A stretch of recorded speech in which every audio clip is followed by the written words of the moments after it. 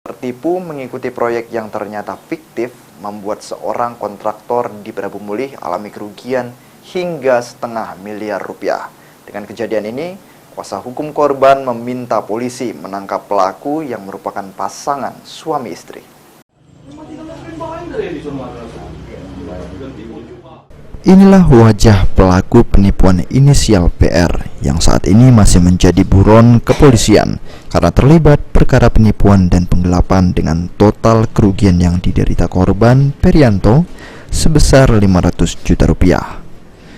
Usman Fitriansyah selaku kuasa hukum korban mengatakan perkara penipuan terjadi berawal dari istri pelaku inisial CW yang berprofesi sebagai notaris membuat akta jual beli perumahan milik korban.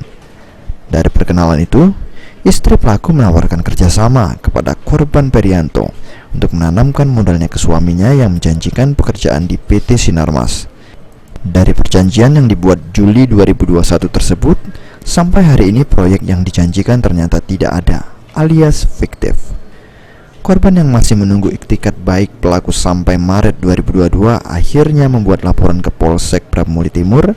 Kuasa hukum korban Usman Fitriansyah saat ditemui di kantornya meminta agar pihak kepolisian segera menangkap pelaku yang masih berkeliaran di wilayah Sumsel.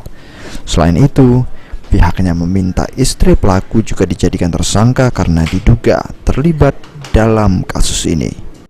Bahwa di dalam kasus ini diduga kuat istri pelaku yang bernama Saudari Ciwi, kebetulan seorang oknum notaris di Prabu Mulih. Kami minta pihak Polsek Prabu Mulih untuk segera memproses, menangkap pelaku ini, karena klien kami Peri itu pada awalnya tidak kenal dengan saudara Piki, pelaku penipuan penggelapan ini. Yang memperkenalkannya, yang membujuk dan meyakinkan adalah istrinya dari Piki. Meski pelaku sudah pernah diperiksa polisi, kuasa hukum korban menyayangkan lambannya proses penangkapan pelaku. Jika kasus ini terus berlarut, pihaknya akan membuat laporan ke Polres Prabu Mulih dan Polda Sumsel. Beni Firdaus, PAL TV.